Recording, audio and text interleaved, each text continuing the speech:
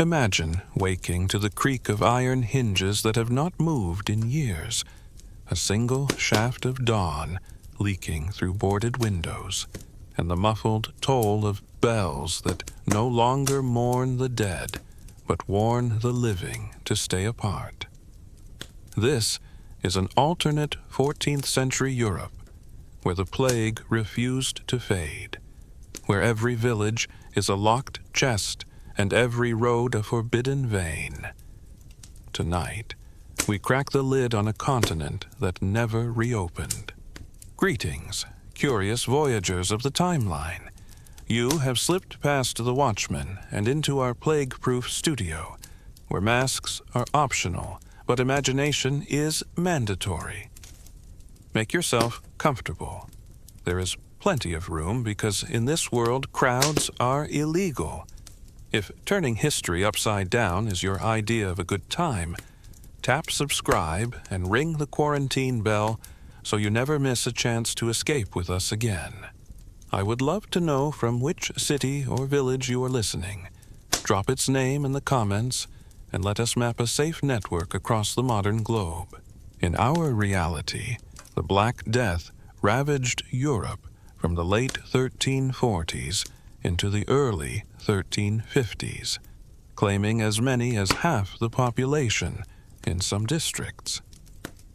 After the final wave receded, borders creaked open, survivors rebuilt trade, and within a century, the energy released by that rebound helped ignite the Renaissance.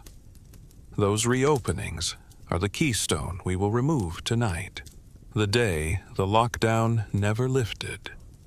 Rather than retreating after 4 brutal years, the plague mutates, becoming a seasonal reaper that returns with every frost. Its new form is slower yet relentless, claiming a smaller share of the population each winter, but refusing to vanish. By the spring, after the first mutation, physicians realize that their miasma theories can no longer explain the pattern. Something invisible is stalking the bloodstream itself.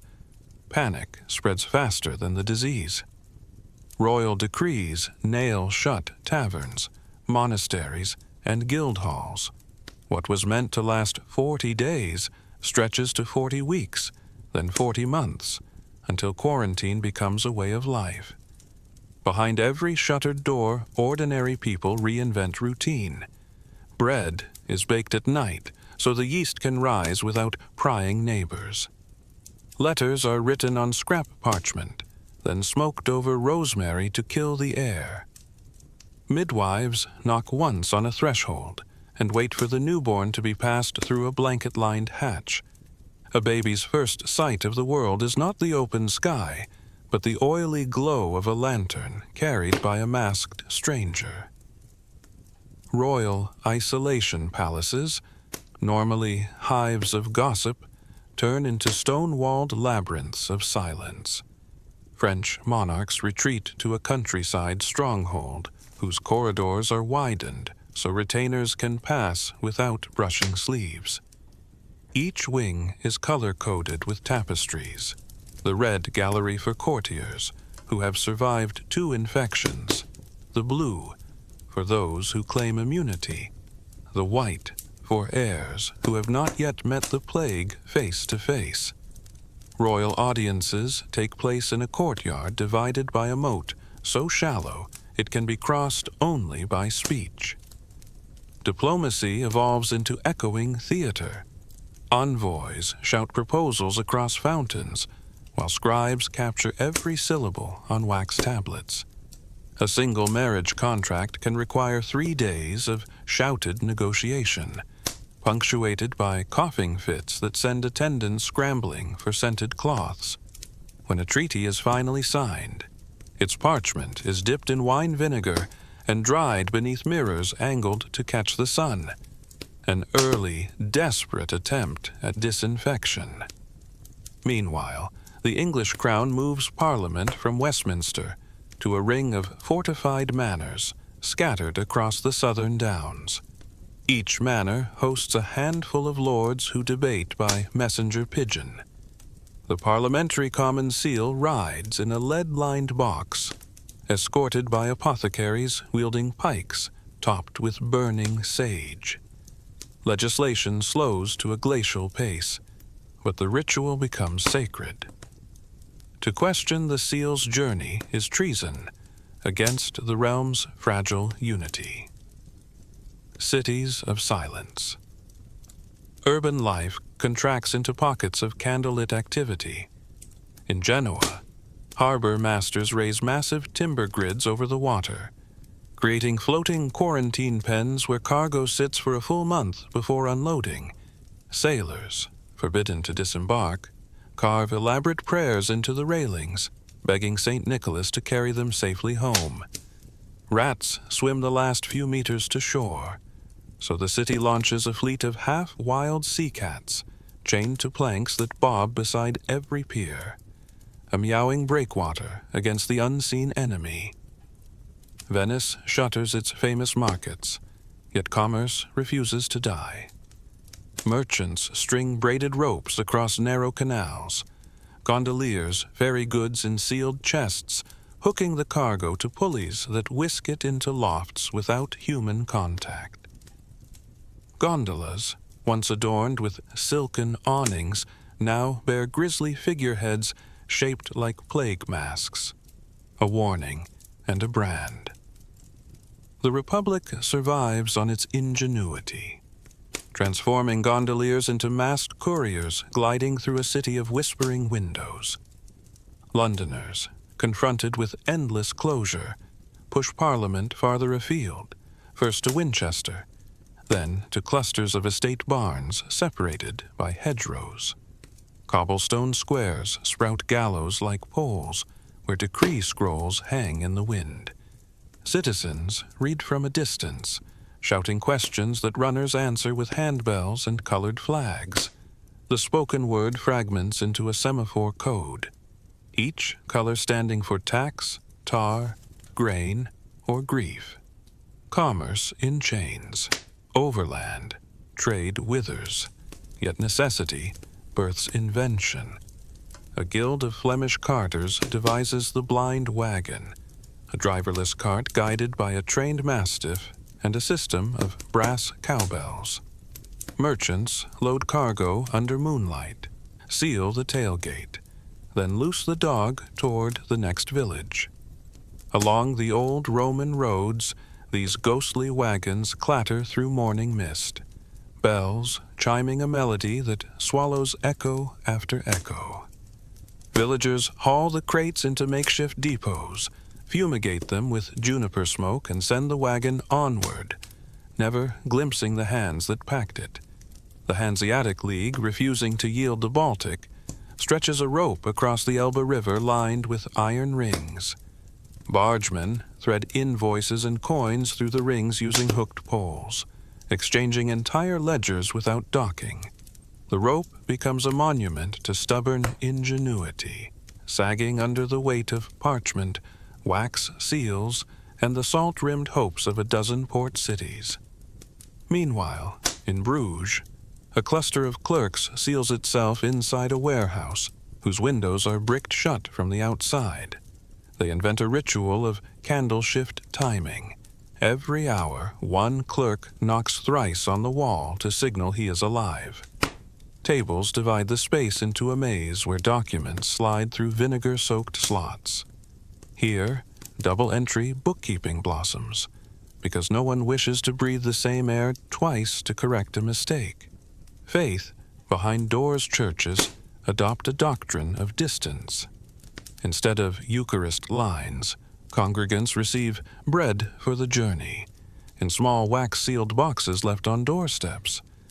Priests perform Mass in empty naves, their words carried outside by horn-shaped vents built into the transept walls. The faithful kneel in frozen courtyards, heads bowed beneath snow, guided by muffled hymns that drift like smoke. Pilgrimage, once the heartbeat of medieval piety, shifts inward. A guild of glaziers creates stained glass virtual shrines, tall panels mounted outside cathedral walls. These kaleidoscopic icons glow when morning sun strikes them, allowing onlookers to pray from a safe distance. Saints appear to float above the street, translucent guardians of a people learning to worship through windows.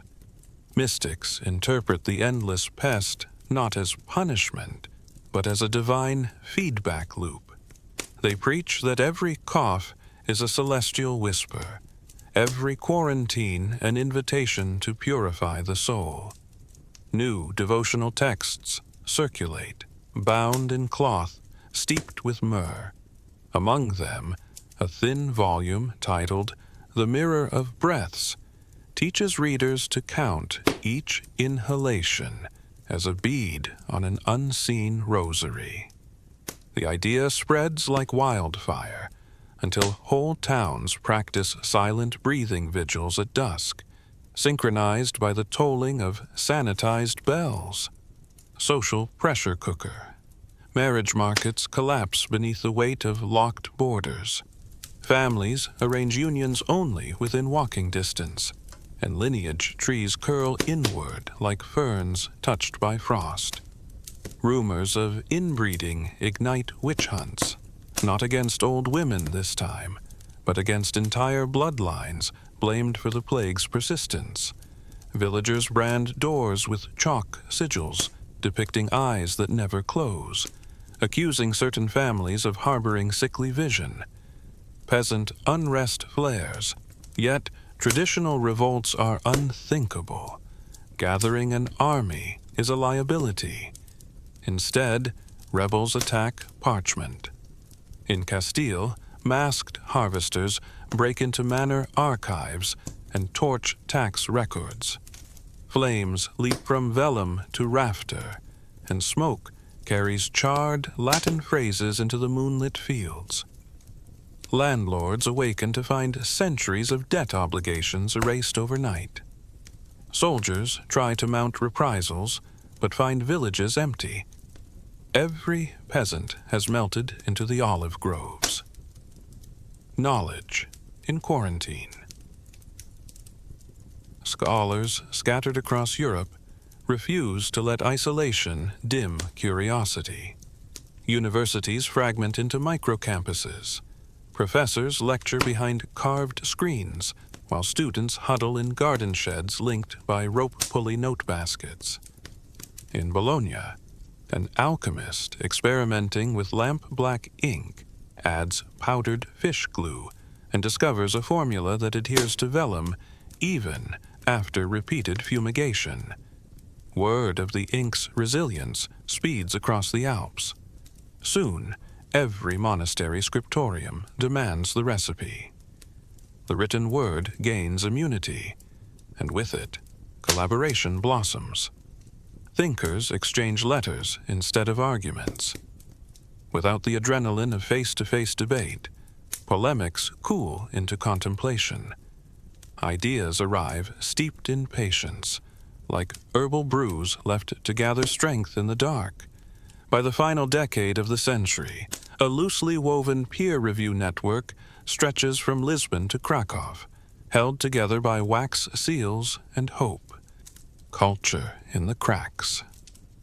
Artists, denied audiences, turn to walls. Frescoes bloom on courtyard facades so that passers-by can admire them from alley mouths. A Florentine painter invents a pigment that glows faintly in moonlight, using crushed oyster shell and rendered sheep tallow. Night murals become the rage, scenes of masked angels guiding lantern-bearers through fields of sleeping plague victims. The paintings fade with sunrise, an ephemeral beauty mirroring ephemeral life. Minstrels compose ballads meant to be heard through doorboards. They pick minor chords that resonate in narrow corridors, notes drifting like dandelion seeds. One anonymous song, The Latch and the Candle, spread so widely that chroniclers in Aragon claim every child can hum its refrain by the age of 3 winters, even though most have never seen a minstrel in person. By the end of 3 unbroken decades of quarantine, Europe pulses with a strange energy. It is a world both shrunken and stretched, where streets lie empty Yet ideas travel farther than caravans ever could. Armies dissolve at the first cough, but accounts' ledgers fly faster than arrows. Faith no longer marches to distant shrines. It blooms in windows and breathing rituals. Commerce thrives on ropes and dogs and ghost wagons. Isolation, once a sentence, has become an art. Our journey has only begun. Next, quarantined scholars will stumble upon printing ahead of schedule. The Ottoman Empire will seize fractured trade routes, and a sky city will rise among the Alpine crags. You will want to see how Europe learns to climb above its own fear. Scholars in solitude. When successive waves of plague refuse to subside, Europe's great universities shift from crowded lecture halls to dispersed study cells. At Oxford, Paris, and Salamanca, professors speak through shuttered windows to small groups gathered in courtyards, while correspondence networks replace face-to-face debate. Letters are slow, but the delay encourages careful argument and detailed citation. By the 1360s, scholars begin exchanging bound folios titled Observations circulated among learned societies, a prototype for the academic journal. Forced isolation also accelerates optical experimentation. Italian physician Aldobrandino of Padua, seeking a way to observe plague-tainted blood without close contact, refines glass lenses capable of tenfold magnification. He never identifies a microbe, yet his notes on lens grinding circulate widely and lay groundwork for later microscopes. Ottoman expansion through trade. While Western kingdoms struggled to police fractured borders, the Ottoman beyliks stabilized the overland routes linking the Black Sea to the Mediterranean. Caravans detour south to avoid quarantined Balkan territories, paying tolls at well-maintained Ottoman way stations. Customs guards enforce basic sanitary checks, burned incense, vinegar hand wash, 3-day isolation stalls, practices that strike merchants as strict but predictable. Stability attracts silver. By 1370, the port of Bursa rivals Genoa in annual customs revenue.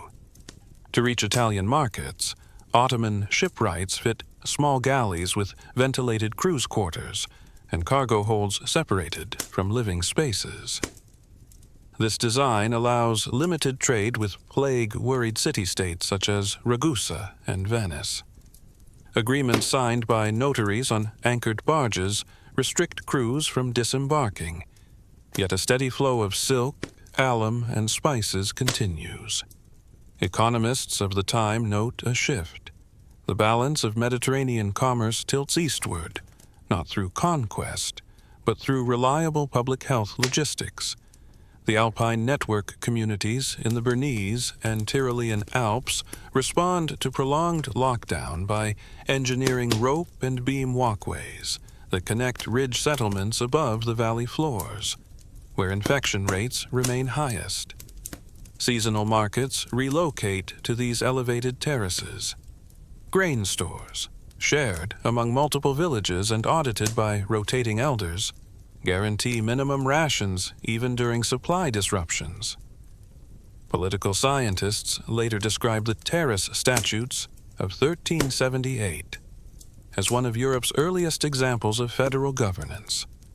Local councils retain autonomy, but joint decisions on food and security require unanimous consent. Observers from Savoy remark that disputes are settled through lengthy deliberation rather than force, since armed confrontation on narrow bridges is suicidal. The network proves resilient. Grain losses to spoilage fall, and alpine wool exports climb because shepherds can maintain flocks without descending to quarantined markets. Printing for public health plague ordinances proliferate so quickly that scribes cannot copy them in time. In Mainz, Metalworker Conrad of Trier partners with calligrapher Lisa of Worms to cast reusable lead letters. Their first major product, printed in the late 1360s, is a broadside titled Rules for the Prevention of Contagion, distributed free at city gates. Simple diagrams show how to fashion cloth face coverings and maintain household clean zones. Demand encourages further refinement of movable type presses a generation earlier than in our timeline. City councils across the Rhineland place standing orders for printed proclamations, accelerating literacy among tradespeople who wish to read regulations firsthand rather than rely on criers. North Atlantic adaptation. Iceland, already sparsely populated, enforces a near-total maritime quarantine. Unable to import grain, islanders expand deep-sea fishing and small-scale livestock husbandry. Logbooks from Reykjavik record experimental voyages toward Greenland to harvest walrus ivory and caribou. A minority of scholars argue that Icelandic crews sight the Labrador coast before the 15th century, but documentary evidence is limited to vague saga references. What is clear? Isolation drives technical advances in food preservation, notably air-dried cod packed in birch ash, which later becomes a valuable export once northern European ports reopen under stricter sanitary codes. Consequences on the horizon. By the close of the 14th century, Europe functions as a mosaic of semi-sealed regions linked by carefully managed corridors. Military campaigns shrink. Armies cannot risk disease spreading among troops. Instead, diplomacy via correspondence flourishes, and finance grows around credit instruments that remove the need for merchants to travel with bullion. Chroniclers remark that letters of exchange now cross the Alps in locked satchels, treated with rosemary smoke, accepted in lieu of coin from London to Ragusa. Public health boards become permanent civic institutions, setting precedents for early modern state bureaucracy. Though cultural exchange slows, it does not cease. Ideas travel on parchment even when people cannot. Isolation, paradoxically, nurtures a Europe more literate, more bureaucratic, and, in selective pockets, more innovative than before the plague's imagined persistence. Persistent plague. Persistent adaptation. By the opening years of the 15th century, the chronic plague has become a structural feature of European life, rather than an episodic disaster. Municipal account books from Lubeck, Bruges, and Florence routinely list pest weeks alongside winter storms and harvest levies. Public health quarantine is budgeted like drainage or road repair. This normalization does not breed passivity. Instead, it catalyzes a second wave of institutional innovation that shapes politics, commerce, and technology for generations. From coin to paper. The credence. Note: revolution or repeated lockdowns leave mints idle for months on end, and the physical movement of specie remains unpredictable. Merchants, unwilling to haul barrels of coin through decontamination checkpoints, rely increasingly on written promises. The change accelerates when the powerful company of the Bardi in Florence introduces the credence note, a double-signed slip redeemable for a specified weight of silver kept in sealed vaults within city walls. To prevent forgery, each note is stamped with a violet ink compounded from crushed orris root that fluoresces faintly when exposed to vinegar fumes, the standard disinfectant of checkpoint officials. Records from the Florentine Arte del Cambio show that by 1400 over 60% of long-distance transactions within the Italian peninsula settle via credence notes rather than coin. Northern cities follow. In Bruges, the whistle brief becomes legal tender for customs fees, provided it carries a notary's ribbon dipped in cedar oil as proof of fumigation. The widespread use of paper instruments drives a parallel boom in rag-based papermaking around the Rhine, setting the stage for cheaper print once movable type matures. Credence notes also shift political power.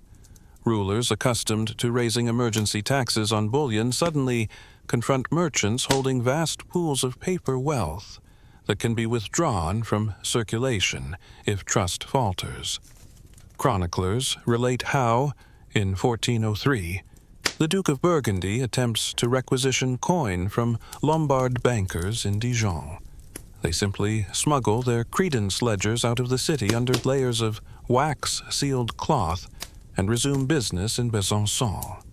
The episode convinces several princes to court financiers through stable sanitation regimes rather than coercion, marking an early form of health contract constitutionalism. Bureaucracy of contagion. The rise of health boards. City councils that first improvised health edicts during the worst plague decades now embed permanent magistratus sanitatis. Venice, already noted for its strict maritime cordons, formalizes the position of provveditore alla salute, an official who wields independent authority to close markets and reroute shipping without prior Senate approval. Ragusa, modern Dubrovnik, codifies a 40-day maritime isolation rule that later inspires similar quarantena legislation in Marseille and Barcelona. Local scribes compile annual libri pestis, plague books, detailing infection clusters, mortality rates, and the measures adopted. When modern epidemiologists study these manuscripts, they find surprisingly accurate proto-statistical thinking. Ragusans chart infection curves down to the parish and adjust cordon width accordingly. The constant pressure of disease thus professionalizes data collection and lays early groundwork for secular, numbers-driven governance. Labor and gender shifts. Women in the workshops. Chronic male mortality reshapes guild demographics. In the wool districts of Flanders, tax rolls indicate that widows assume control of roughly 1 in 3 urban looms by 1410. Flemish city charters, once rigid on guild inheritance, rewrite statutes to include daughters and wives of honorable craft. Similar patterns emerge in the German Städtebund, where the Tailors' Guild of Nuremberg admits female masters, so long as they maintain plague masks on the shop floor. Wage data extracted from Augsburg tithes suggest skilled female weavers earn 80% of male rates, a gap but far narrower than pre-plague norms. Social commentators of the era debate the propriety of women of the spindle occupying roles once reserved for men, yet economic necessity overrides custom.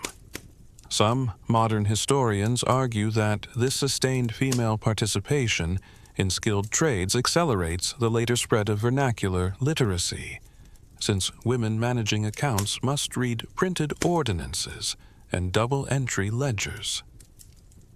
Ventilating the desert. Moorish engineering in Al-Andalus. While Northern Europe battles damp cold, engineers in Nasrid, Granada, confront stagnant hot air inside quarantine compounds. Court architect Abu al-Hakam designs a passive cooling tower inspired by Persian badger wind catchers. His Granadan variant, built with twin vertical shafts and internal ceramic louvers, channels evening breezes through lime-washed patient wards, reducing interior temperatures by 4 degrees centigrade, enough to lower reported plague mortality, according to royal physician Ibn al-Khattab. Plans circulate via diplomatic couriers to Fez and Tunis, each courier spending the mandated 3 days in sea-facing lazarettos before proceeding inland. By 1415, similar towers dot mosques and caravanserais across the Maghreb. European observers sailing under prearranged non-disembarkation treaties sketch them from the decks of anchored galleys. Decades later, simplified versions appear in plague hospitals at Palermo and Syracuse, showing that architectural transmission can leap quarantine barriers so long as no human touches shore. Religious authority under strain. Extended enclosure erodes the centrality of pilgrimage in Western Christendom.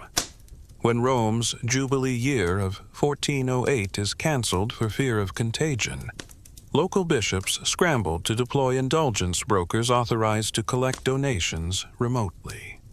Papal bulls arrive printed on Mainz rag paper, each sheet perfumed with rosemary oil, and accompanied by detailed monetary conversion tables for various coinages and credence notes.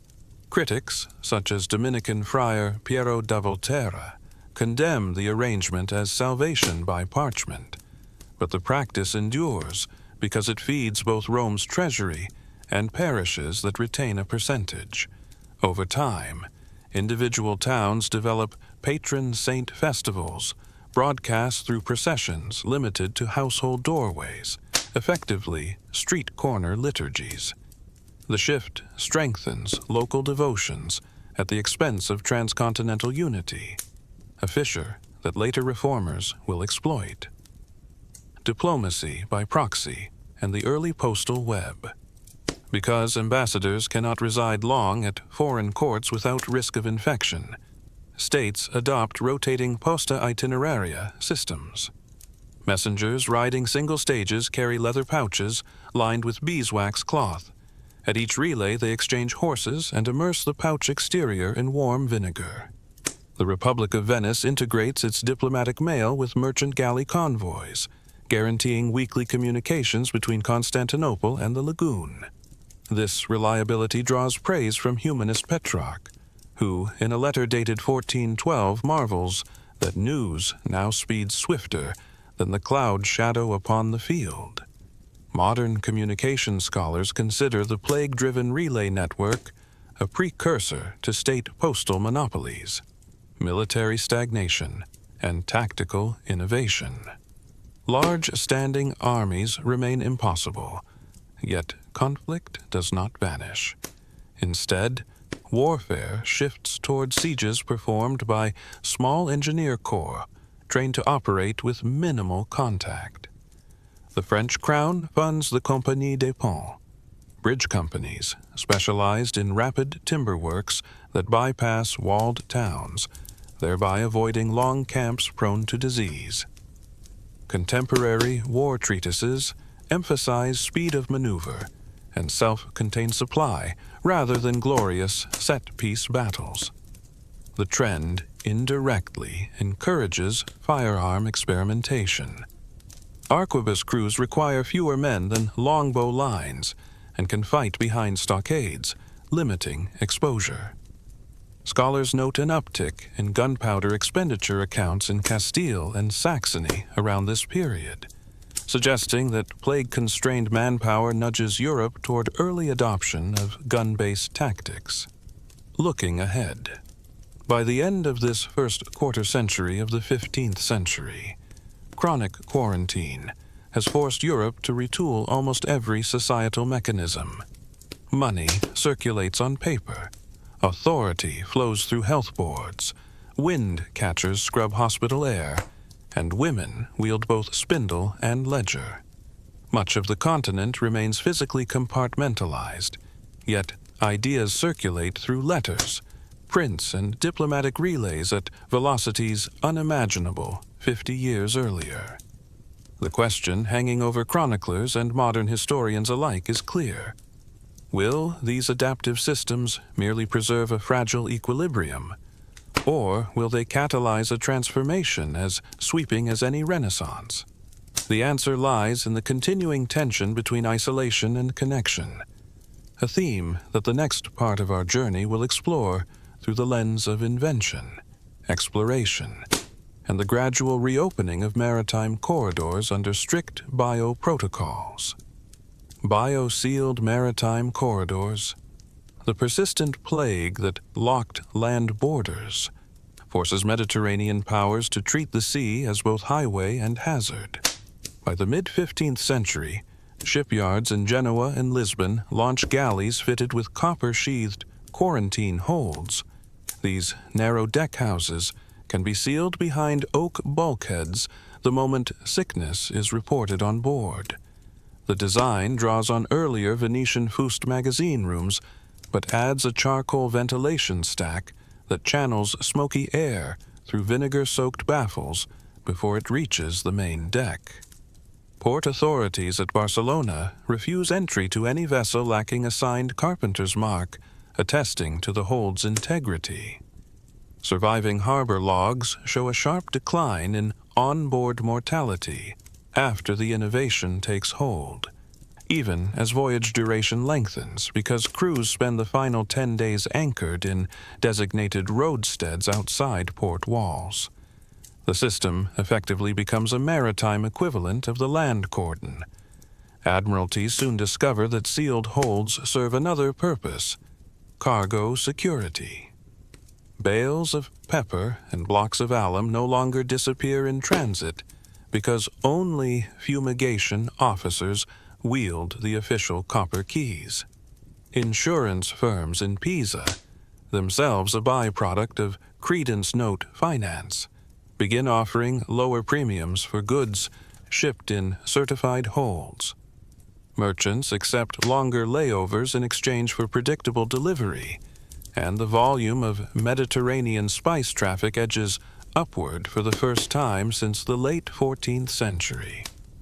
Economic historians later describe the copper hold standard as an early step toward containerization, a technological response to disease that also streamlines commerce.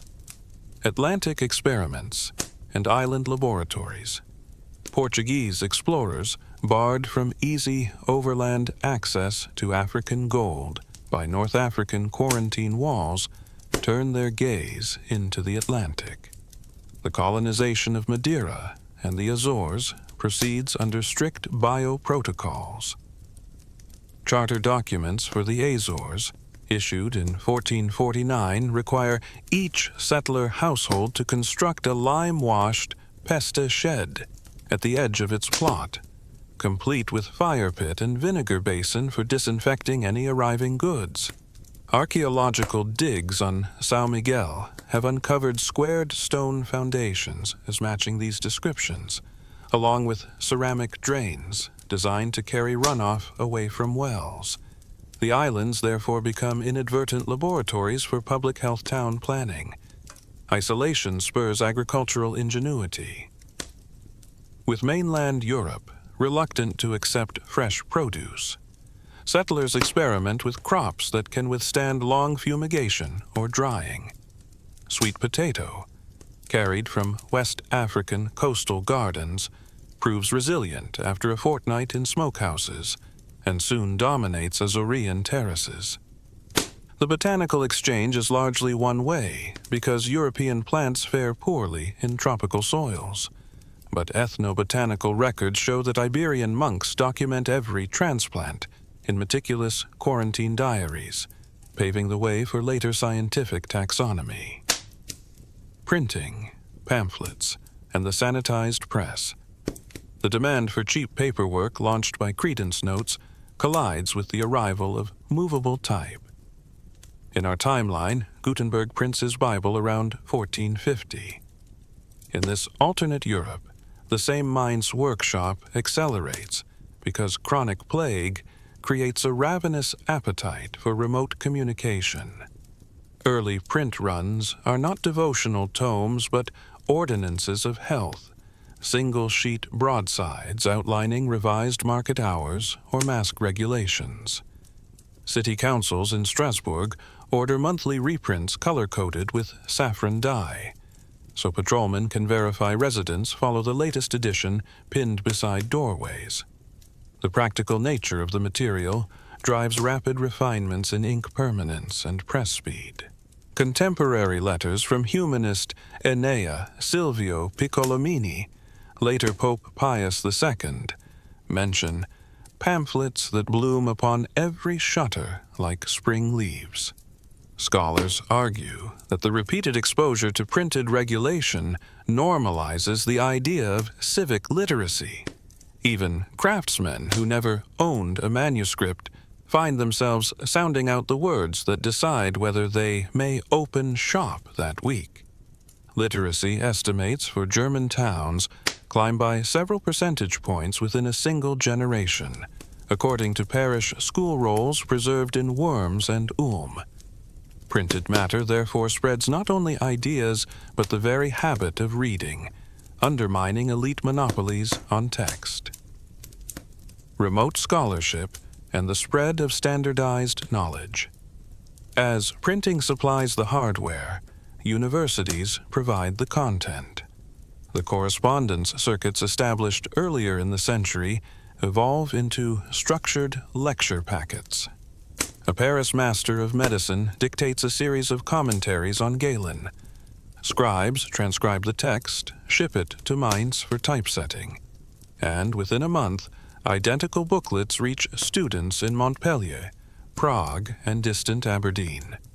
To ensure authenticity, each edition carries a hashmark watermark, visible when the rag paper is held before a candle.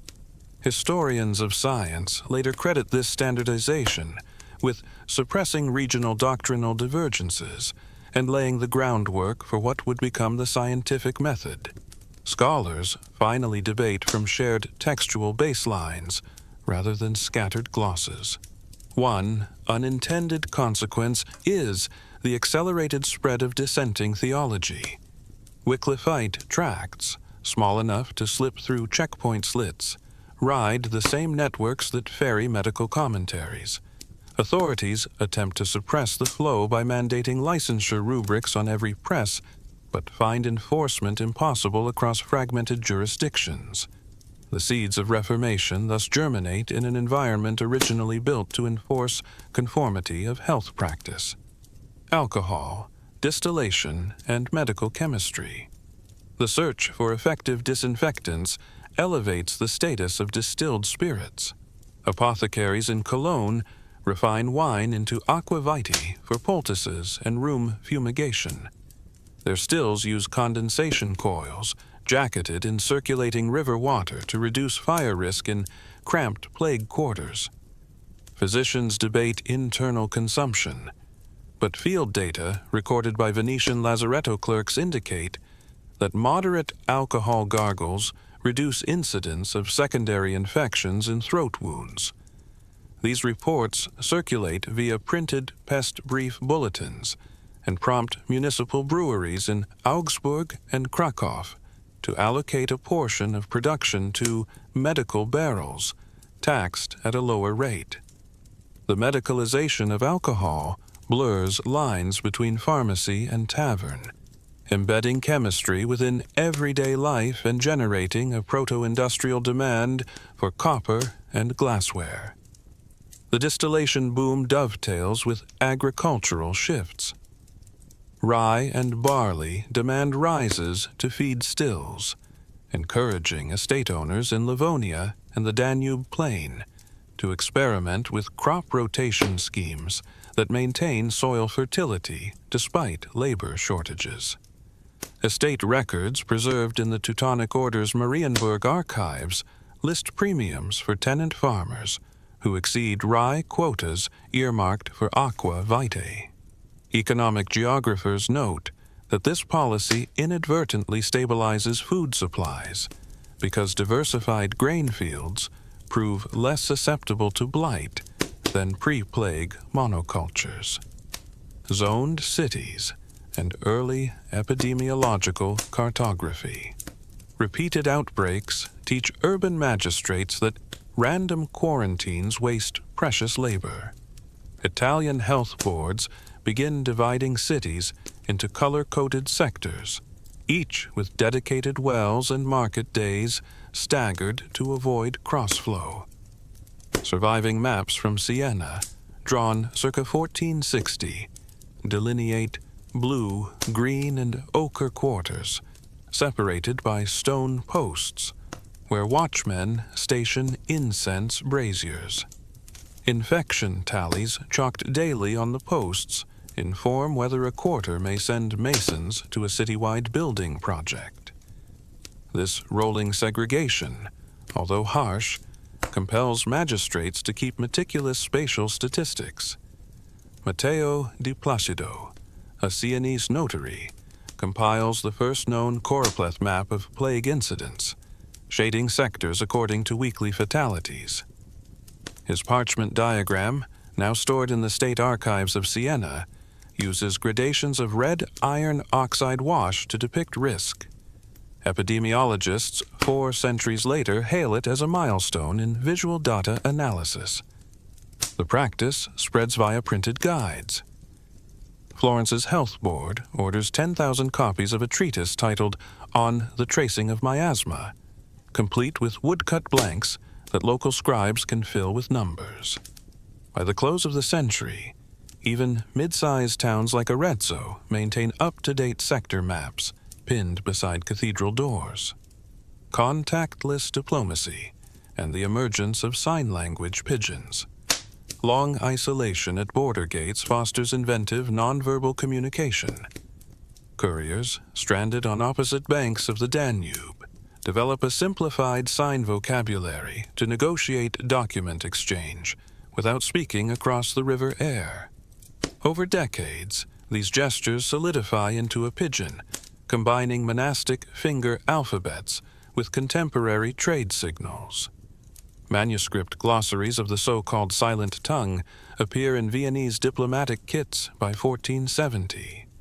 Linguists studying the phenomenon trace borrowings from Ottoman naval semaphore and Jewish merchant hand signs, illustrating cultural synthesis even through quarantine. The efficiency of silent negotiation convinces some courts to employ deaf emissaries, believed less susceptible to panic under isolation. Payroll records from the Hungarian Royal Chancery list stipends for mute riders, assigned to plague frontier posts. The development challenges medieval prejudices about disability and hints at an early appreciation of neurodiversity as strategic asset. Early gunpowder standardization and arsenal isolation protocols. Cities that pursue field artillery must also prevent alchemical workshops from becoming plague nests. Venice relocates powder mills to the islet of Sant'Andrea, mandating that workers live on site for 30 days before shore leave. Surviving procurement contracts specify that incoming saltpeter barrels rest on quarantine pier for 1 week and undergo roasting over low fires to kill rodents. The segregation incidentally spurs meticulous record-keeping. Each powder batch is logged with humidity, granulation size, and burn test result. Historians of technology argue that the island isolation encourages a level of quality control otherwise rare in the period, setting baseline standards that later spread to Central Europe. Meanwhile, smaller polities unable to fund full artillery trains invest in handheld arquebuses. Crews of 4 or 5 can ride in self-enclosed wagons, fire from slits, then retreat before prolonged contact.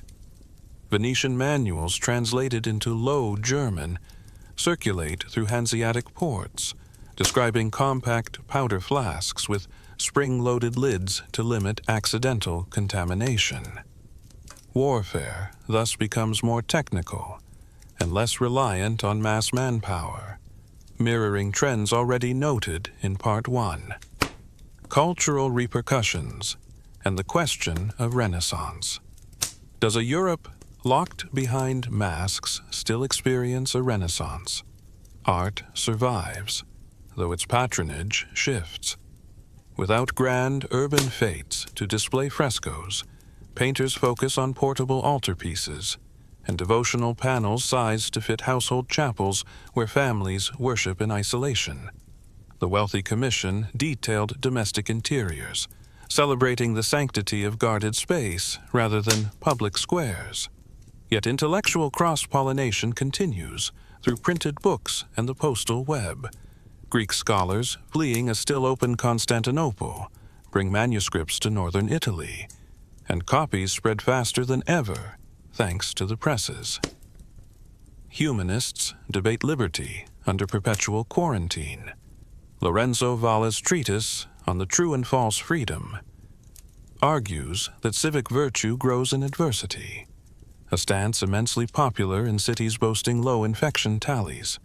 In contrast, the poet François Villon laments in verse that gates once open to pilgrims now admit only paper ambassadors. The tension between resilience and claustrophobia threads through literature, theater performed on wagons parked at quarter boundaries, and music composed for solo instruments suited to small chambers. Looking forward, by the last quarter of the 15th century, Europe stands on a cusp. Shipping lanes protected by copper-sealed holds hint at a rebirth of long-distance commerce. Printing presses multiply, feeding both orthodoxy and dissent. Women accustomed to guild authority send their daughters to grammar schools supported by workshop funds.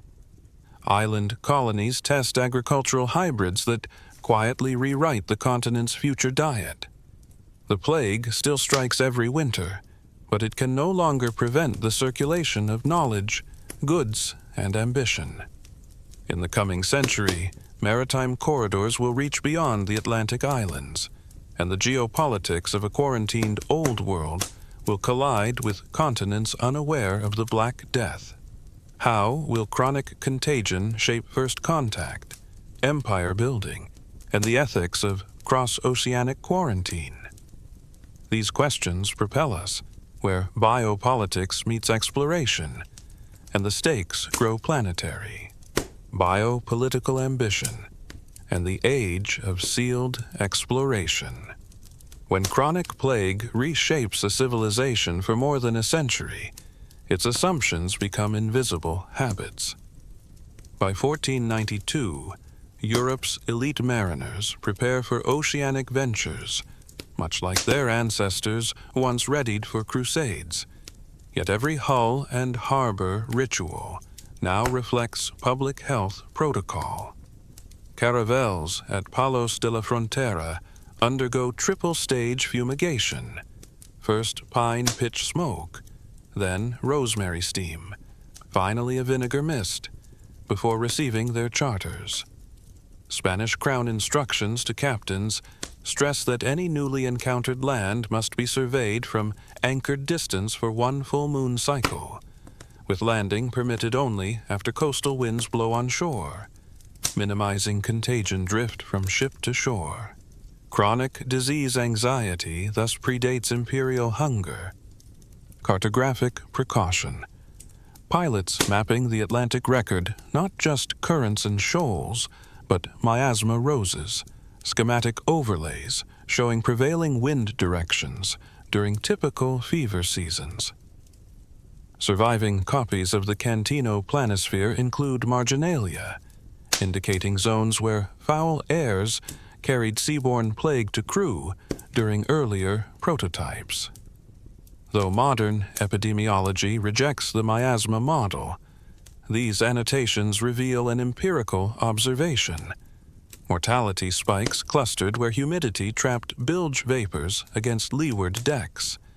Consequently, navigators adjust transatlantic routes farther south than in our timeline, skirting the doldrums, yet avoiding the thick equatorial haze they suspect of harboring contagion.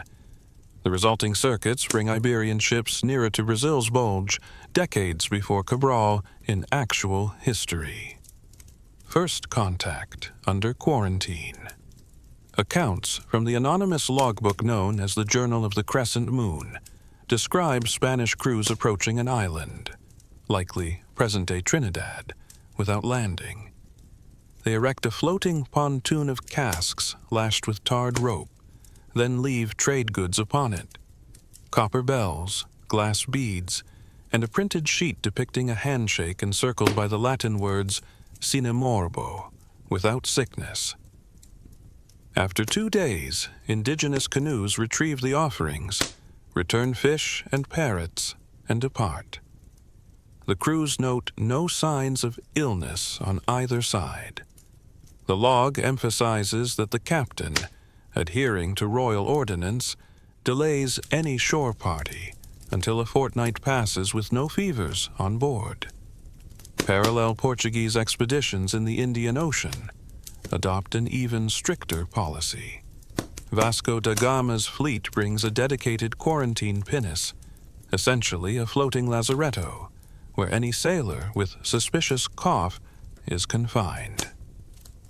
Letters from physician João Farina praise the scheme for halving voyage mortality compared with earlier Guinea runs. The practice spreads, and by 1510 the phrase "to ride the small boat" becomes maritime slang for being set aside pending health clearance. Economic drivers of distant sanitation. Chronic European infection paradoxically creates a premium for goods produced outside the plague zone. Spices, dyes, and especially hardwoods fetch higher prices when labeled beyond quarantine. Customs houses in Seville stamp bills of lading with a green crescent symbol certifying cargo loaded at anchor, never on plague-touched docks. Merchant syndicates underwrite inflated insurance, knowing that mortality-free voyages gain monopoly margins at market. This incentive accelerates technical problem-solving.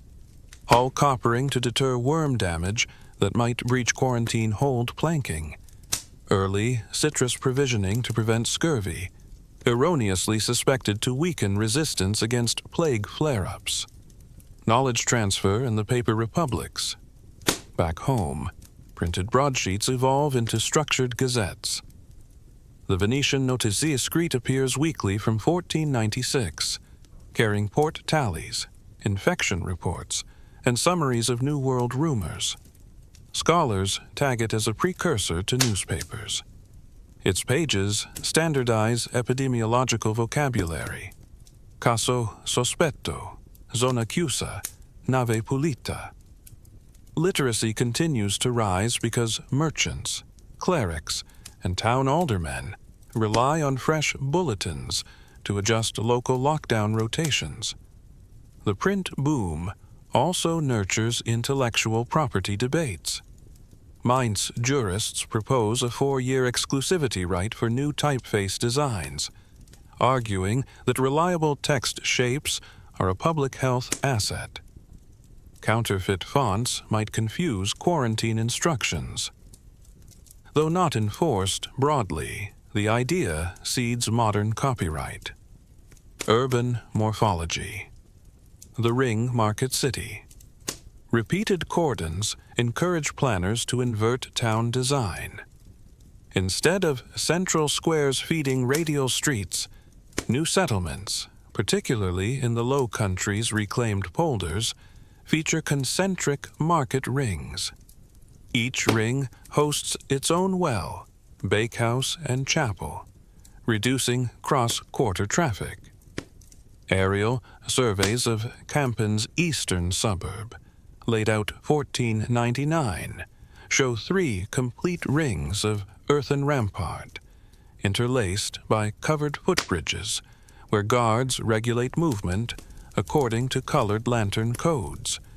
Architectural treatise De Salubritate Civitatum by Dutch engineer Peter van Aelst argues that ring markets minimize epidemic flare-ups while preserving economic vitality. his woodcut diagrams circulate widely, inspiring copycat neighborhoods from Lübeck to Danzig. Statecraft and the masked diets. Political assemblies mirror urban separation. The Holy Roman Empire's imperial diet meets in multiple speaker halls, linked by covered walkways. Electors vote by dropping lid seals into numbered chutes, avoiding shared chambers. Chancery records from Worms dot valets with roles as seal shepherds, responsible for disinfecting chutes nightly with burning juniper. While debates remain fractious, the logistical discipline fosters procedural transparency. Every motion must be printed overnight and distributed at dawn, so delegates in separate halls debate identical drafts. Historians of law later trace parliamentary standard language clauses to this demand for synchronized text. Religious practice and controlled pilgrimage. Rome cannot bar pilgrims forever without undermining spiritual authority.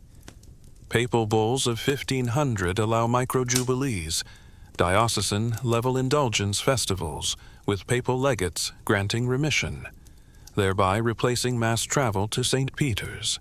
In compensation, the Vatican licenses local printing of indulgence certificates bearing serial numbers and cryptographic flourishes to deter forgery. Revenues rebound, but theological critics, inspired by northern humanists reading Erasmus's cautions about external piety, argue that grace cannot be itemized like quarantine fees.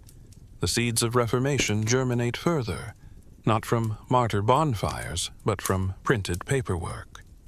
Gunpowder and safe storage fortresses. Chronic disease shift battlefield priorities. Generals seek shorter campaigns, reliant on siege artillery to break resistance quickly before plague season arrives. Yet transporting powder through quarantined corridors proves risky. Engineers in Milan design starfort magazines with negative air pressure systems. Charcoal braziers draw smoky air inward, preventing exhalations from escaping. The innovation means garrisons can shelter troops during outbreaks while still maintaining supply train integrity. Surviving blueprints in the Sforza archives label these vaults ali di pietra, stone wings, because they radiate from a central courtyard like ventilating lungs. Scientific method in incubation. Interlocking quarantine protocols inadvertently produce controlled variable thinking. When Florence's health magistracy tests 3 mask cloths, linen, hemp, and silk, they keep all other factors constant and record results across 20 households. Their findings, published 1512 in the small octavo on the comparative virtue of cloths, conclude that dense weave silk reduces household infection by 1/5. The pamphlet reaches Basel, where printer Johannes Froben reissues it with commentary by Paracelsus, who praises the orderly proof. Medical historians mark this as an early example of experimental design, influencing Renaissance natural philosophy. Cultural memory and artistic adaptation. Artists reflect and propagate the new normal. Albrecht Dürer's woodcut cycle. The Veiled Voyage depicts masked explorers offering cloaked gifts to distant shores, propaganda for disease-conscious expansion. Meanwhile, choirs stranded within city rings adapt polyphonic settings for smaller ensembles, leading to the intimate missa minima genre. Musicologists link the rise of continuo accompaniment to the scarcity of large choirs, suggesting that quarantine nudged Western harmony toward basso continuo centuries before the Baroque. Preview of challenges ahead. By 1520, Europe appears primed for empire, trade, and reformation, all within an operating system of layered biosecurity. Yet the old world's pathogens still ride every hull.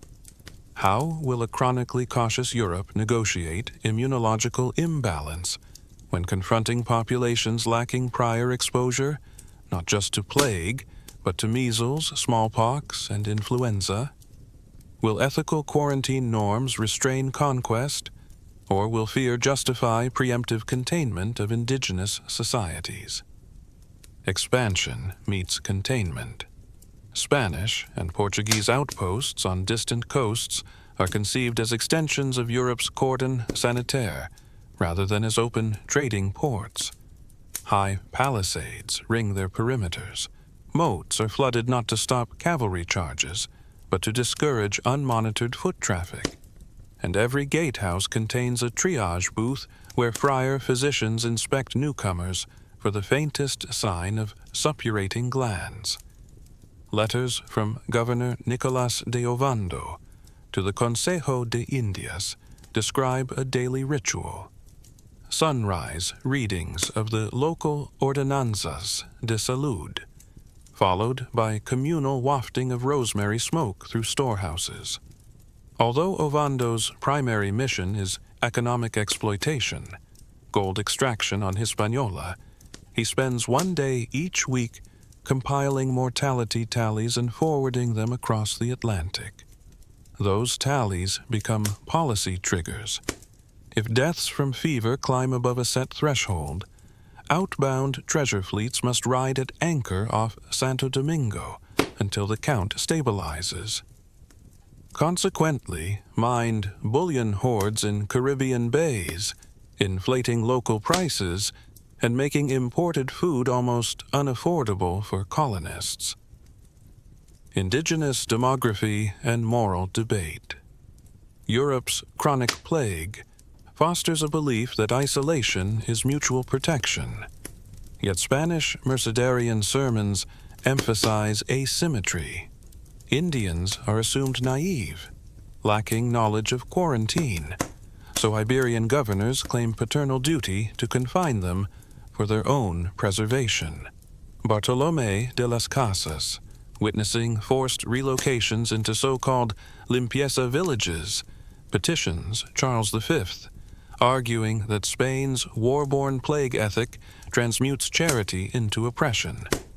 His Memorial de Remedios states that to save a body from putrefaction by putting a soul in bondage is to spread rot in another form. The Crown's juridical councils rebut that controlled movement aligns with Lex Regia de Sanidad, the same law restricting Spaniards on Castile's mainland. The theological clash seeds an embryonic discourse on universal rights framed through epidemiological logic rather than natural law. Medical laboratories of empire. Isolated fort hospitals evolve into research hubs. Hernán Cortés funds an infirmary at Villarica de la Vera Cruz, where friar apothecaries distill native plants, copal, achiote, and certain varieties of cactus resin, searching for fumigants more potent than Mediterranean rosemary. Surviving recipe books list Palo Amarillo smoke trials on guinea pigs kept ashore in bamboo cages. Results are dispatched to Seville's College of Physicians, whose minutes show cautious endorsement. Yellowwood fumes reduce flea counts on animal hides by 1/3. The empiricism, though crude, accelerates transoceanic pharmacology. By 1530, catalogues of New World botanicals circulate in print shops from Antwerp to Rome, each entry annotated with marginalia on plague control efficacy. Cargo seals and the birth of the customs stamp. To guarantee purity, colonial officials adopt wax seals bearing the emblem of a closed gate, flanked by crossed keys. Broken wax upon arrival in Andalusia incurs fines so steep that merchants routinely mount enclosed lockboxes on deck for the voyage, chaining them to the mainmast to deter pilferage. The practice indirectly standardizes shipping documentation. A manifest countersigned by both colonial and mainland surgeons becomes as critical as a royal license. Economists later identify these twin signatures as precursors to dual authentication in modern supply chains. Printing and the information dividend. The success of weekly plague bulletins in European towns inspires a parallel press boom across the Atlantic. The first movable type press in Mexico City, installed 1539, prints bilingual avisos de salud, mixing Nahuatl glosses with Castilian instructions.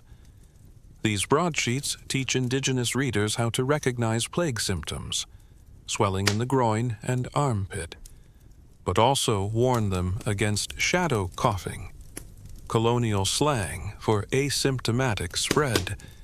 Print's role as a tool of control and education converges.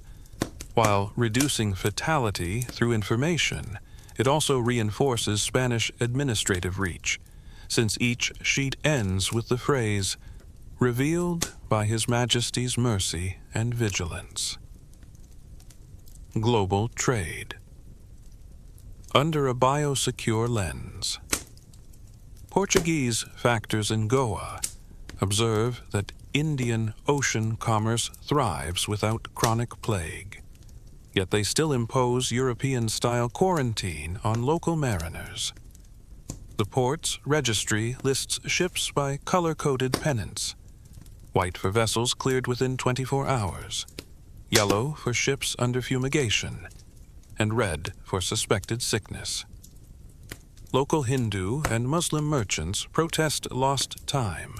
Their petitions to the Viceroy of Portuguese India point to millennia of Indian maritime health rituals involving turmeric and lime wash, rather than incarceration. Though partially heeded, the colonial administration ultimately upholds the European model, embedding Iberian epidemiology into oceanic commerce, sealed settlements, and social stratification. Within European enclaves, architectural layering corresponds to perceived contagion risk. The innermost compounds house administrators and clergy. Second rings host skilled artisans, while indigenous laborers live in peripheral quarters, beyond an earthen ditch nicknamed the Ring of Sighs. Demographic tables show mortality higher in outer rings, yet municipal councils continue annual fumigation parades only inside the central precinct, citing budget constraints and imperative to protect decision-makers. Archaeological digs at La Isabela reveal lime-plastered floors under governors' residences, contrasted by bare earth in Taino barracks, material proof of differential pathogen control. Reformation and remote pamphleteering. Back in Europe, Martin Luther reads about colonial quarantine abuses through packet letters from German mercenaries serving in Caribbean garrisons. These reports inform passages in his treatise Von den Schwärmern und ihren Kirchen, where he links indulgent sale corruption with false doctors of the body who price salvation from pestilence. Reformation pamphlets argue that spiritual and physical cures alike have become taxable commodities.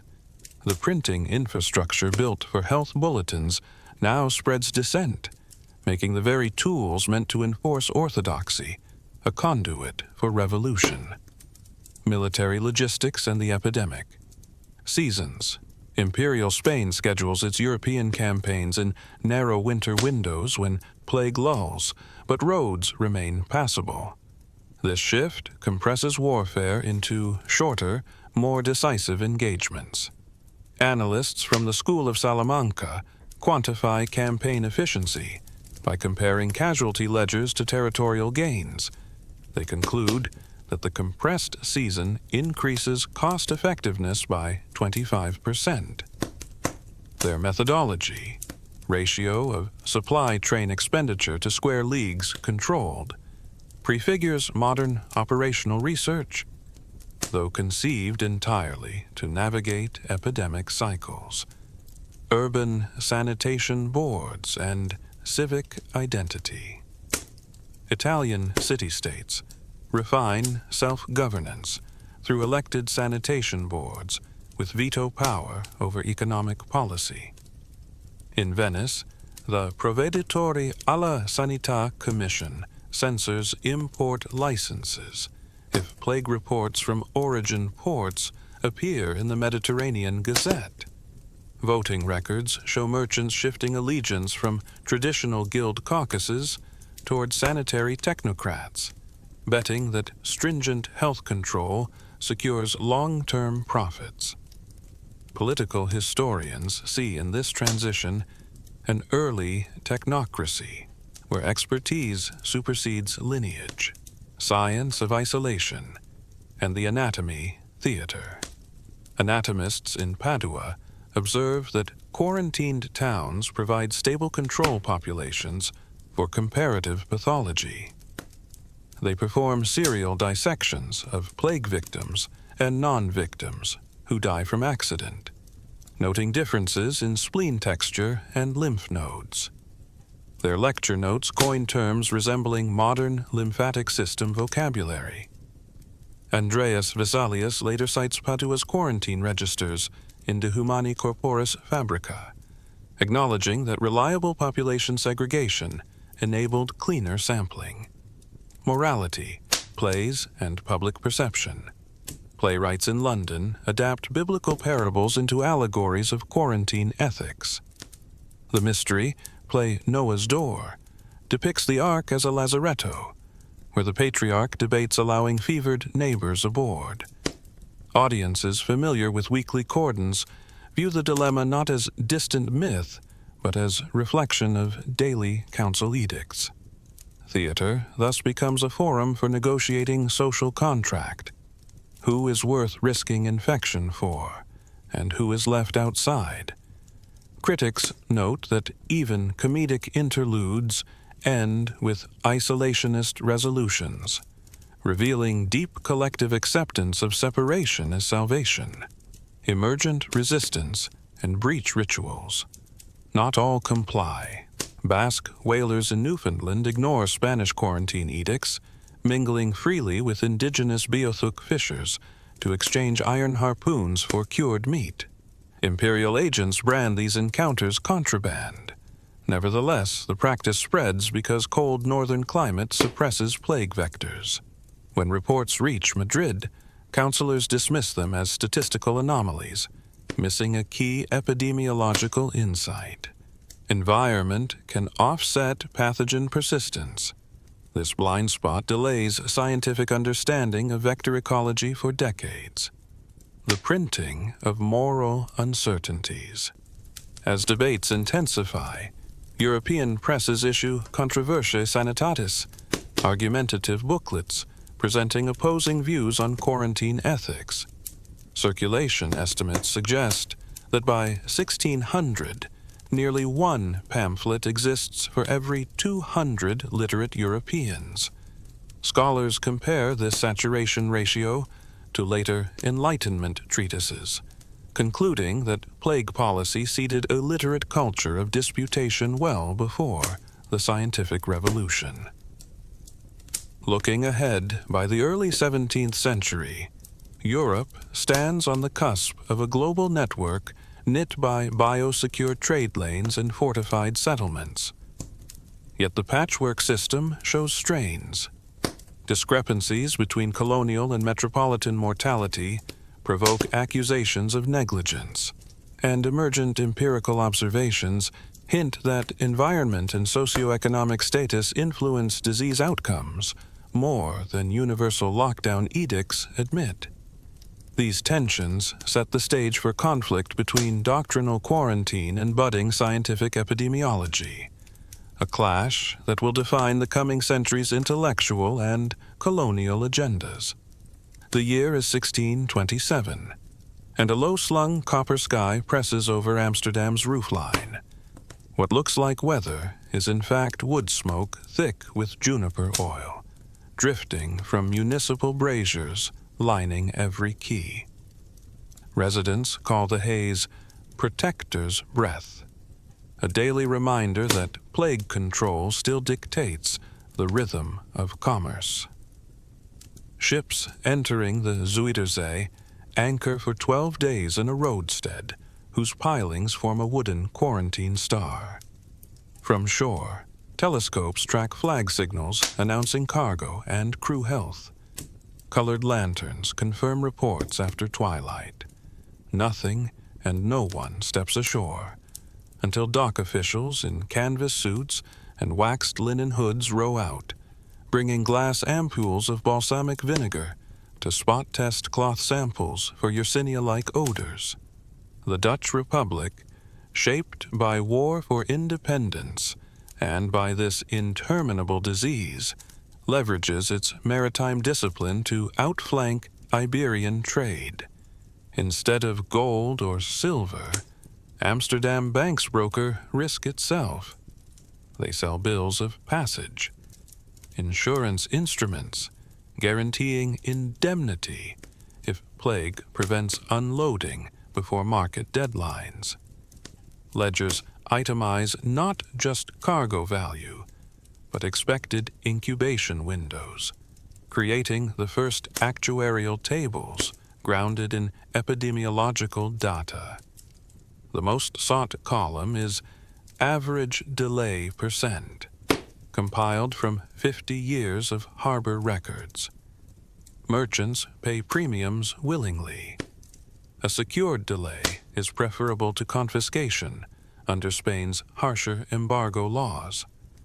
Thus, Europe's financial center shifts north, driven not by mineral wealth, but by mastery of uncertainty management.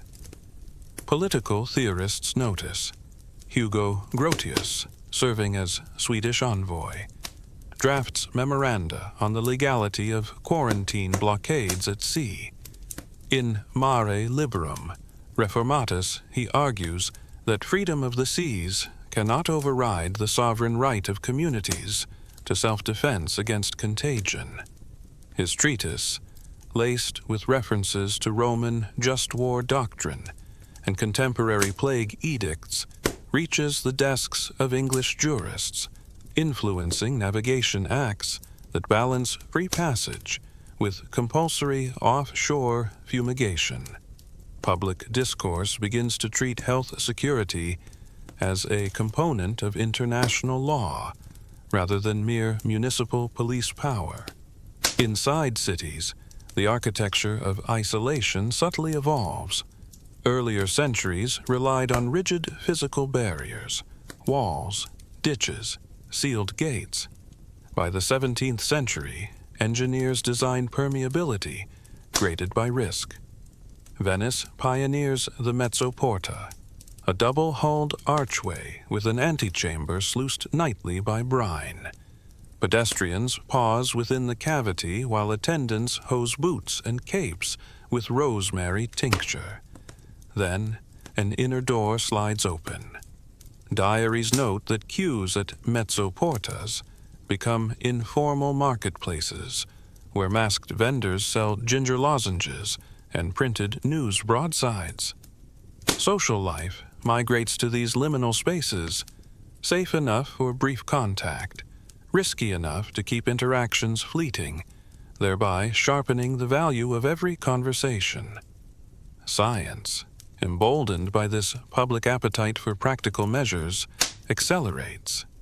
In Padua, Santorio perfects his pulsilogium, an early pulse meter, to quantify fever onset, testing it on volunteer sailors quarantined in the Arsenale's floating lazarettos.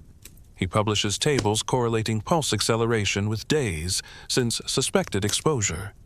Across the Channel, the Royal College of Physicians in London, newly chartered under Charles I, debates Santorio's data. Critics complain that pulse counts vary by temperament, yet field surgeons returning from siege hospitals confirm the device predicts bubonic swelling within a 24-hour margin. Instrument-based diagnosis gains prestige, nudging medicine from Galenic theory toward empirical physiology. The intellectual pivot coincides with a demographic one. Contrary to earlier fears, Europe's population stabilizes around 80% of its pre-plague peak, buoyed by improved rural nutrition and smallpox inoculation imported from Ottoman sources. Yet, birth rate disparities emerge. Urban centers impose marriage licenses tied to housing permits, capping household size to limit overcrowding, whereas countryside parishes celebrate larger families to offset labor shortages. Parish registers reveal a gradient. The closer to a quarantine hub, the lower the fertility rate. Economists at Salamanca's Colegio Mayor compile these registers and argue that plague control inadvertently channels surplus labor into frontier colonization, feeding imperial expansion while containing domestic crowding. Across the Atlantic, Spanish administrators confront a different calculus. Chronic plague fails to establish itself in tropical climates, but the administrative machinery built to fight it persists, morphing into bureaucratic inertia. Viceroys, trained in Iberian cordon doctrine, insist on inspection rituals even when local physicians protest their irrelevance to yellow fever or malaria. The mismatch sparks intellectual exchange. Creole scholars like Juan de Sigüenza y Góngora compare symptom profiles, concluding that blanket quarantine is less effective than targeted vector control. Their pamphlets, printed in Puebla, cross the ocean, tucked between silver ingots, and reach Seville, where they fuel a nascent school of comparative epidemiology. Religious thought adapts too. Calvinist preachers in Geneva reinterpret predestination through the lens of serial pestilence. Those spared repeatedly must be among the elect. Sermons caution against hubris, warning that survival obliges civic duty. Vacuuming streets, maintaining dung patrols, financing orphan lazarettos. Charity shifts from almsgiving to infrastructure funding. Wealthy burghers endow clean water fountains and filtered air chapels. Marble plaques commemorate patrons not for piety alone, but for measurable reductions in local mortality. A culture of public health philanthropy takes root, foreshadowing Enlightenment utilitarianism. Military strategy likewise internalizes contagion. Gustavus Adolphus of Sweden organizes campaigns around modular brigades, capable of sealing themselves into field cordons if plague erupts. Drill manuals instruct regiments to erect portable palisades and dig latrine trenches downwind of bivouacs. Logistics officers carry copper kettles of pitch for emergency corpse disposal, understanding that fast burial beats mass prayer. Contemporary chroniclers marvel at Swedish efficiency. Armies that march swiftly, fight briefly, and withdraw before disease can follow. Historians trace the tactic's lineage to late medieval plague seasons, showing how a biological threat reconfigures even gunpowder warfare. In the realm of ideas, these convergences, finance, law, architecture, medicine, religion, and war, coalesce into what philosophers tentatively label the age of managed risk. René Descartes, writing from a Dutch exile, muses that rational doubt resembles quarantine, cordoning off uncertain propositions to safeguard the integrity of the thinking self. His metaphor, though abstract, resonates with readers accustomed to physical cordons. Cartesian method gains traction partly because society is primed to see isolation not as paralysis, but as disciplined inquiry. Printing houses sense opportunity. They market thought hygiene manuals, promising readers techniques to keep superstition at bay.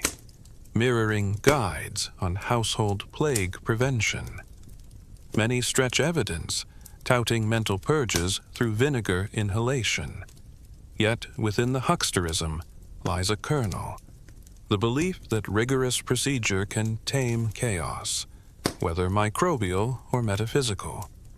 Scholars later identify this outlook as a cultural precondition for the scientific revolution. Meanwhile, dissent percolates.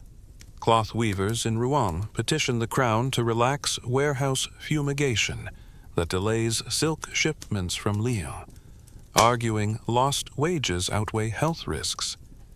Their guild funds clandestine pamphlets portraying magistrates as mildew-obsessed tyrants.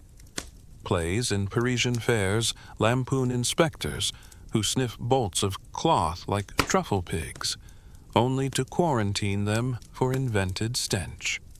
Public sympathy tilts when a mild plague season coincides with bread shortages caused by bungled grain cordons. Sensational broadsides compare starving children to victims of bureaucrat pest. Rumblings of revolt demonstrate the limits of obedience when perceived benefit wanes.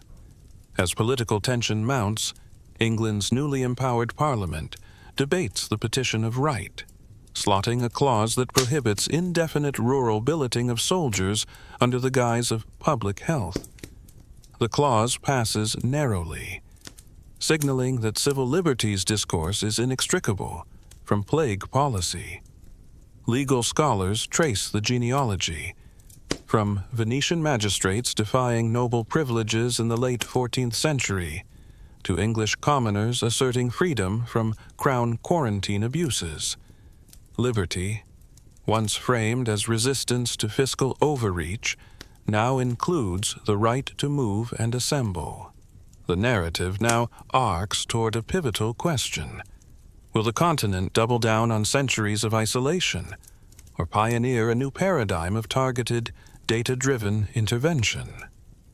The answer will determine whether Europe's future is defined by perpetual walls or by the tentative trust of shared immunity, setting the stage for events that may finally break the disease's 300-year reign, or transform quarantine from emergency measure into permanent societal scaffold.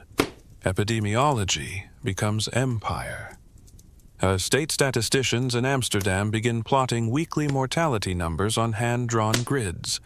The habit spreads, and by the middle of the 17th century, most European crowns employ clerks who track births, deaths, and quarantine expenditures with nearly clerical devotion. These spreadsheets of vellum encourage a new administrative faith. If a contagion can be measured, it can be managed. Colonies, once governed by conquest alone, now answer to homeland health boards that issue colored wax directives dictating when forts may trade, when churches may open, and when entire river valleys must be burned to the ground and replanted. The bureaucracy is cumbersome, yet it embeds a culture of preventative engineering that will echo through later centuries. Steam, steel, and the sealed compartment. The Industrial Revolution unfolds inside iron lungs of its own design.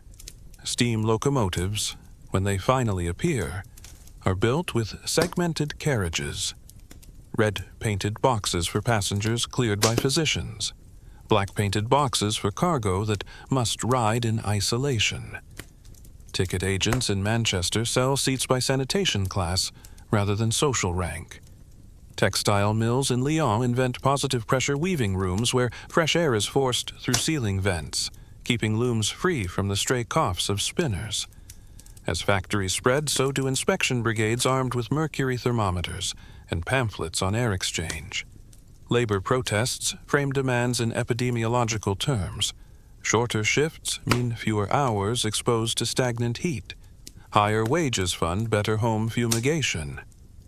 Governments respond by codifying cubic foot per worker ventilation minimums, early workplace safety law born from plague logic. Nation-states and the masked citizen. 19th century nationalism arrives wearing linen masks. Mass rallies are rarities, so political identities crystallize through printed imagery and postal referenda. France, during its revolutions, votes by mail more often than by barricade. Ballots are soaked in wine vinegar and dried on public braziers before counting. German unification sermons circulate as illustrated gazettes portraying Germania wielding both sword and surgical torch. When photography matures, its first mass-distributed images are not battle scenes, but portraits of newly elected sanitation delegates. Citizenship, once proven by bearing arms, now requires proof of inoculation, smallpox, measles, and the still seasonal Black Death. Each leaves certificates stamped with lead seals kept in family chests beside marriage licenses. Electric age quarantine. Telegraph wires lace the continents, collapsing communication time without collapsing physical distance. Health boards exploit the new medium to transmit daily infection bulletins city to city, creating the first real-time data network. Investors in London buy cotton futures in Bombay based on telegraphed plague tallies, betting that high mortality will delay shipments. By the early 20th century, radio sets in Norwegian fishing villages crackle with updates from Lisbon about mortality among dockhands, guiding skippers to safe harbors. The ethic of remote coordination becomes so ingrained that when early television appears, its scheduling grid mirrors the old quarantine charters. Market reports at dawn, health council statements at noon, and theatrical diversions in the early evening to soothe cabin fever. World wars in short bursts. Total war proves incompatible with perennial quarantine. The great conflicts of the 20th century are fought in concentrated 90-day campaigns before troops break off to winter garrison in sealed barracks. Trench warfare never materializes. Stagnant fronts are too vulnerable to disease flare-ups. Instead, militaries pour research into rapid deployment vehicles, portable field hospitals, and filtered airship transports. Chemical weapons emerge not as choke gases, but as experimental airborne disinfectants meant to clear plague-ridden villages ahead of infantry columns. Diplomats at Geneva ban their use after observing entire orchards bleached white by chlorine lime. Victory belongs less to mass mobilization than to whichever side perfects logistical hygiene. Antibiotics, when they arrive, are guarded as strategic assets on par with code machines. Genetics opens the black box. Mid-century microbiologists working in hermetically sealed glass towers finally isolate Yersinia pestis var. Ferox, the chronic lineage responsible for Europe's centuries-long siege. Gene sequencing labs in Zurich map mutations that allow the bacterium to retreat into rodent reservoirs each summer and re-emerge with winter frosts. The discovery rewrites public health policy. Extermination campaigns target specific flea subspecies, and hillside villages deploy ultrasonic burrow disruptors to keep rodent hosts at bay. Antibiotic prophylaxis lowers mortality to fractions of a percent, yet the culture of caution remains. Governments legislate annual booster pills. Pharmacies paint storefronts with calendar wheels reminding citizens when the pest seasons peak. Information omnivore. The digital revolution arrives as a natural extension of the ancient rope and pulley correspondence. Citizens accustomed to remote voting and shopping eagerly adopt packet-switched networks. Online forums for quarantine recipes, the best cedar oil mix, the cheapest ultraviolet lamp, outnumber sports chats. social media algorithms weight content by crowd proximity risk, boosting posts from users who log minimal face-to-face interactions. Privacy debates center on contact tracing apps embedded in national ID cards. One liberal parliament after another concedes that location data may be stored indefinitely, provided it remains encrypted behind health board firewalls. The 21st century paradox, Europe, stands technologically integrated, yet physically fractionated. Urban planners design 30-minute cities where every essential service lies within a half-hour masked walk, resurrecting medieval ring market logic in glass and steel. High-speed rail boasts negative pressure cabins with ozone scrubbers, while budget travelers rent single-seat drone pods that shoot down maglev corridors. The continent's greenhouse gas footprint drops, partly from innovation, partly because few people fly. Tourism sells virtual reality archives. Walk the Louvre from your living room, smell Provence lavender through haptic scent modules, and local economies pivot to streaming cultural exports. Global influence and ethical echoes. Other regions, never haunted by the Feryx lineage, view Europe's syndrome of caution with fascination. Some emulate its carbon savings. Others reject its surveillance apparatus. Diplomatic summits convene in mixed reality auditoriums, where delegates appear as holo-avatars, citing ancient naval quarantine treaties as precedent.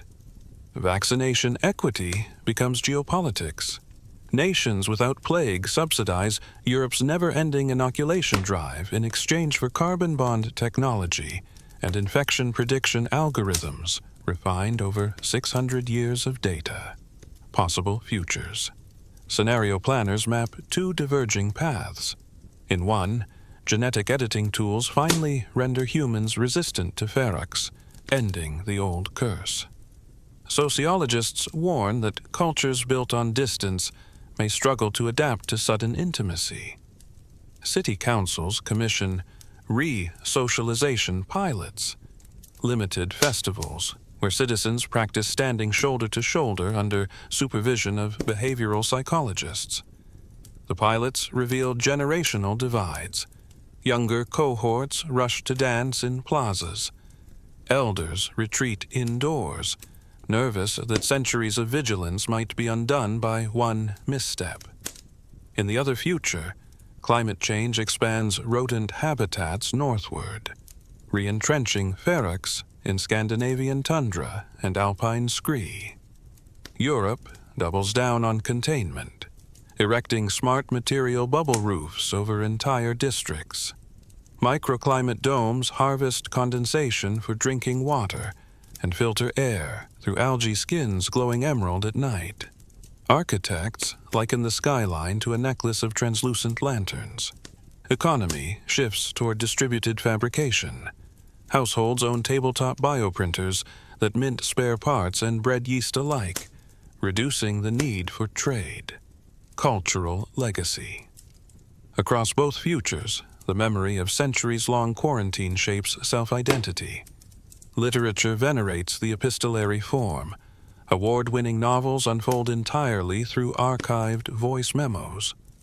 Classical musicians tour via telepresence drones hovering in concert halls. Museums host dual exhibitions, physical artifacts under glass, and digitized twins projected in the homes of patrons who never cross the threshold. The plague that once shrank horizons now fuels an artistry of absence, proving that creativity survives even when bodies do not mingle. Closing reflection. A continent once paralyzed by fear discovered resilience in protocols, innovation in separation, and solidarity in the shared arithmetic of mortality rates. From rope pulley ledgers to quantum-encrypted health clouds, Europe's long night of lockdown became a laboratory where caution and curiosity co-evolved, Whether genetic cures break the cycle or climate turbulence tightens it, the centuries of quarantine have already written themselves into stone, law, and language. The bells that first tolled to warn citizens indoors still ring each winter, not as panic, but as ritual. A metronome reminding a civilization that vigilance, like history, never truly ends.